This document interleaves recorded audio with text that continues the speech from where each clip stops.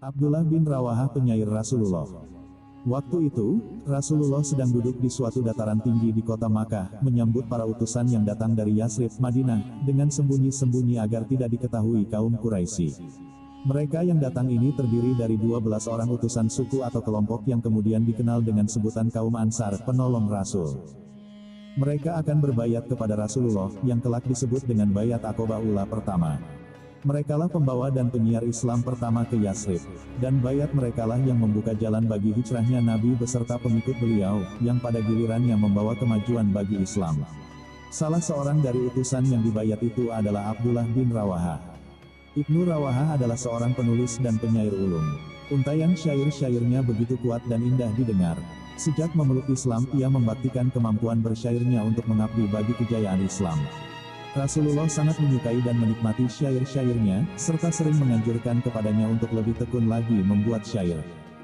Pada suatu hari, Rasulullah sedang duduk bersama para sahabat, tiba-tiba datanglah Abdullah bin Rawaha. Lalu Nabi bertanya kepadanya, "Apa yang kau lakukan jika hendak mengucapkan syair?" Abdullah menjawab, "Kurenungkan dulu, kemudian baru kuucapkan." Ia kemudian mengucapkan syair tanpa pikir panjang. "Wahai putra Hashim, sungguh Allah telah melebihkanmu dari seluruh manusia dan memberimu keutamaan, di mana orang lain takkan iri. Dan sungguh aku menaruh firasat baik yang kuyakini pada dirimu. Suatu firasat yang berbeda dengan pandangan hidup mereka.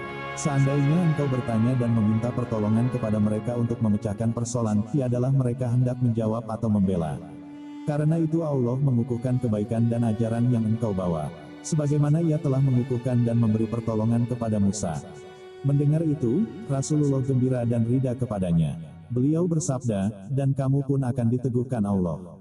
Ketika Rasulullah sedang tawaf di Baitullah pada umrah qada, Ibnu Rawaha berada di depan beliau sambil bersyair, "Oh Tuhan, kalaulah tidak karena Engkau, niscaya kami tidaklah akan mendapat petunjuk, tidak akan bersedekah dan salat. Maka mohon turunkan sakinah atas kami dan teguhkan pendirian kami jika musuh datang menghadang.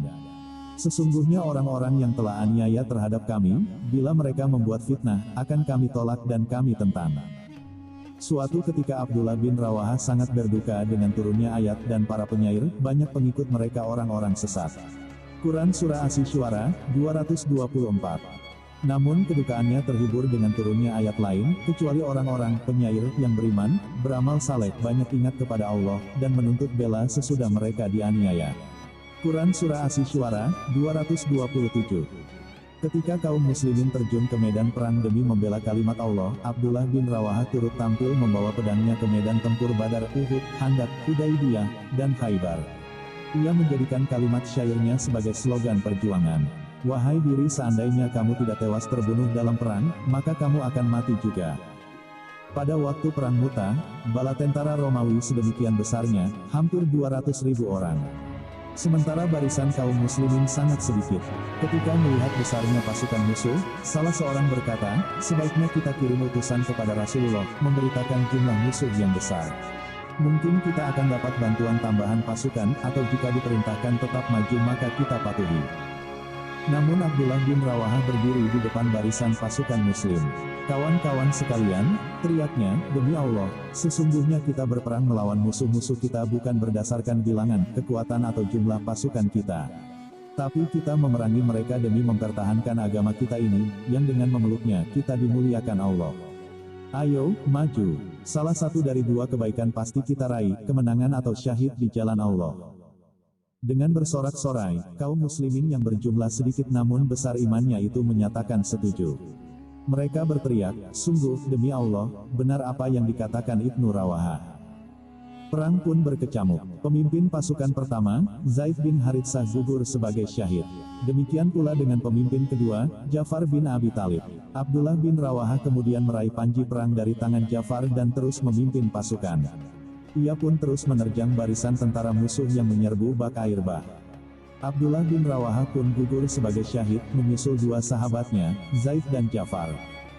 Pada saat pertempuran berkecamuk dengan sengit di Balka, bumi Syam, Rasulullah Shallallahu Alaihi Wasallam tengah berkumpul dengan para sahabat dalam suatu majelis. Tiba-tiba beliau terdiam, dan air mata menetes di pipinya. Rasulullah memandang para sahabatnya lalu berkata, "Panji perang dipegang oleh Zaid bin Haritsah, ia bertempur bersamanya hingga gugur sebagai syahid. Kemudian diambil alih oleh Ja'far, ia bertempur dan syahid juga. Kemudian panji itu dipegang oleh Abdullah bin Rawahah dan ia bertempur, lalu gugur sebagai syahid. Rasulullah kemudian terdiam sebentar, sementara mata beliau masih berkaca-kaca, menyiratkan kebahagiaan, ketentraman dan kerinduan. Kemudian beliau bersabda, mereka bertiga diangkatkan ke tempatku di surga.